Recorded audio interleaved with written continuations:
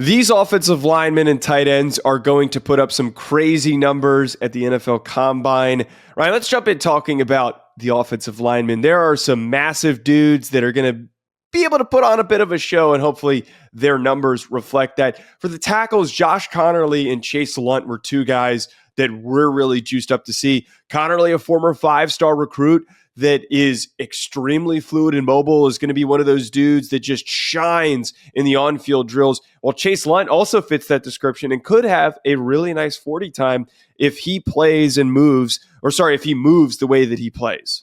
Well, I mean, Conerly's so interesting because he feels like a foregone conclusion at this point to be a first-round draft pick. The question is, how high can he go? Because this class it's a little bit low in terms of pure left tackle prospects, right? So is Josh Conerly a guy that could raise into a top 25, maybe even top 20 pick?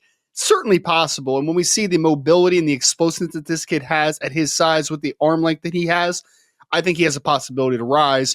Chase Lunt's a guy that nobody's talking about from UConn because he obviously played at a lower level of competition. He was a G5 kid, but he also is incredibly athletic. I think the question first and foremost is he going to be 300 plus pounds? Because he was like 290 something before the season. Can he be over 300? But if he is, guaranteed this kid runs sub 5 in the 40. He's going to have good explosiveness stuff. He might be the best pure mover in this class in terms of foot quickness, lateral mobility. Chase Lunt's a guy that we need to start talking about a whole lot more in this class.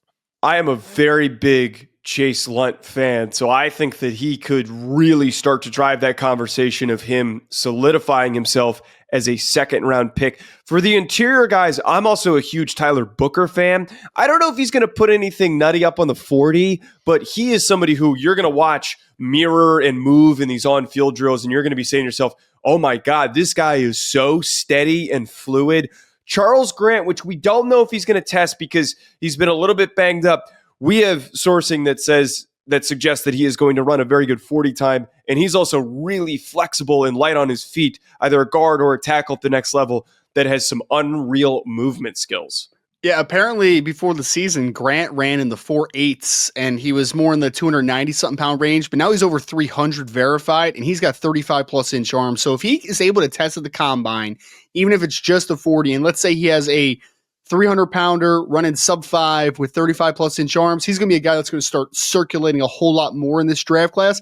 Tyler Booker's just going to be fun to watch, man, because this is a dude, 2023 to 2024, Joe, lost some weight. He cut like 20 pounds. I thought his flexibility took a major step. I thought his foot quickness made a major step. He's just a really powerful, explosive kid that I just want to see in person in Indianapolis because I have a feeling that he's going to be super impressive on the hoof.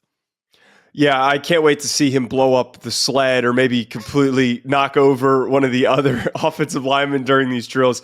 He's got that in him. The tight ends, we've got two kind of categories to look at here because we've got the battle for tight end one with Tyler Warren and Colston Loveland.